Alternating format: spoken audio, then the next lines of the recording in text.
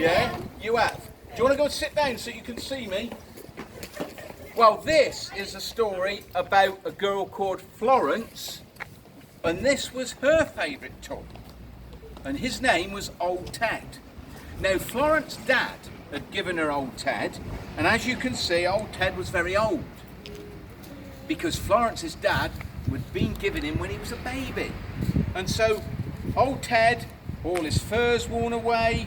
You can see he's got buttons for eyes, not his original eyes. And all, can you see what's the matter with his feet there? Yeah, they've all been sewn up where all the stuffing started coming out. And he used to growl when you went like that, but he doesn't growl anymore because he'd been loved so much over the years and fussed that his growl was worn away. Now, Florence, as I said, it was her best toy, and she did everything with Old Ted.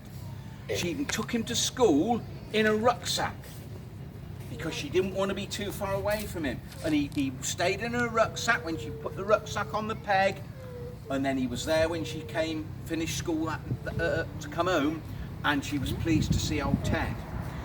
If she went for a play date with any of her friends, Old Ted would go. If she sat down and had her tea, Old Ted would sit down by her. And if she watched telly, she'd sit on the telly, on the sofa watching telly, and Old Ted would sit there. Yeah. And she used to, if she went on holiday with her family, Old Ted would be the first one that she'd put in a suitcase. And Florence used to had a little pink bike. And I didn't tell you, but Florence was 5, and she had a little pink bike, and she had a big brother called Roderick. And Roderick was 10, and he had a red racing bike. And when they went out for bike rides with Mum, Old Ted used to sit in a little basket at the back of Florence's bike. And this story is about one day on a Saturday when they went shopping into town. And there are various shops to go to, and so they parked their bikes in the bike park and went round the shops. They went to the Co-op, they went to Lloyd's Chemist because Mum wanted some paracetamols. They went to McColl's Newsagents because she wanted a paper. They went to the Poundland because she wanted lots of things from the Poundland. And they went to the butcher's because she wanted some sausages. And then they went to the coffee shop and had some coffee.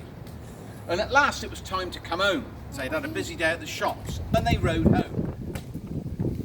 And when it was time to go to bed that night, Florence said, "Where's Old Ted?" Because she wanted to take him to bed, because she always cuddled him to sleep in bed. But she couldn't find him. And so they looked everywhere.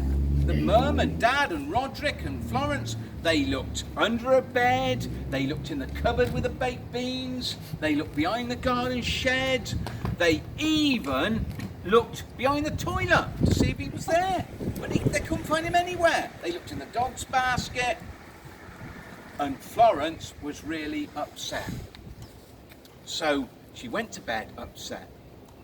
The next day, she was still upset, and Roderick said, "I will go and look for Old Ted." So off he went, on his own, and he biked into the town, and he looked round all the shops that they'd been in, asking the shop assistants had anybody found an Old Ted, and he described Old Ted. But no one had seen Old Ted. So of course, when he went home, Florence was really upset, and she wouldn't eat her lunch or her tea because she was so sad. And she went to bed again that night crying. And it was a terrible week for her Mum because she was so upset. And it came to the next Saturday, and you might have been yourself, it was the school fete. And so Florence had to go. She didn't want to go, but Mum said, "You've got to come with me and your brother." And so Florence went, but she went like this because she didn't really want to go. And you know what's at school fetes. Anybody tell me a stall that might be at the school fete? Remy? Throw the beanbag. Yep, throw the beanbags. Yep. What? Yeah, you could make things on, put it on your arm bracelets, yeah. Check it out.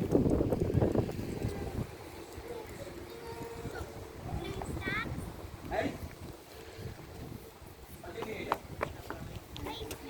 Yeah, that's a good one. It was face painting there. You've always been to face before, and there was a bookstore where you could get second-hand books, which Laura would have liked. And there was bric-a-brac stall, and there was even one where you could chuck a Wellington, so you could throw the welly the furthest.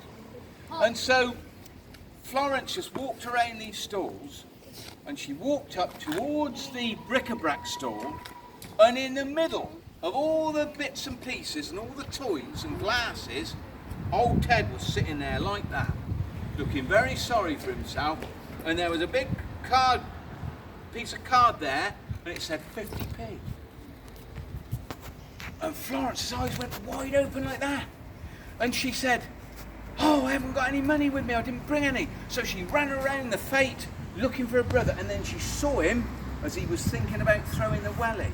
And she said, Roderick, quick, I found old Ted. And she grabbed him and she pulled him. And he followed her. And then, and then she looked. They went up to the bric-a-brac stall and Roderick got his money out. But as he was going towards the stall, there was another boy from their school called Daniel Smith, who was just buying old Ted. And Daniel Smith was about 8. And Roderick said to him, "That's my sister's teddy." "No, it's not," he said. "It's my teddy. I bought him." "I know that," said Roderick, "but it was her. She lost him. Let me give you 50p for him." "No, my teddy. I'm taking him home." And with that, off he went. Poor old Florence. She cried and cried, saying she wanted her old Ted. And they got home, Mum and Roderick and Florence. And again, she was really upset. And she went to bed about 7 o'clock and fell fast asleep. Now, Roderick decided he was going to do something about it. So he got out his bike and he rode round to where the Smiths lived, because he knew where they lived because they all went to the same village school. And he knocked on the door, and Mrs. Smith come to the door, and she said, "Oh, hello, Roderick." And he said, "Hello, Mrs. Smith." He said, "Daniel bought a teddy bear from the fete, and it was my sister's. She lost it, somebody found it and handed it in, and Roderick bought the teddy bear.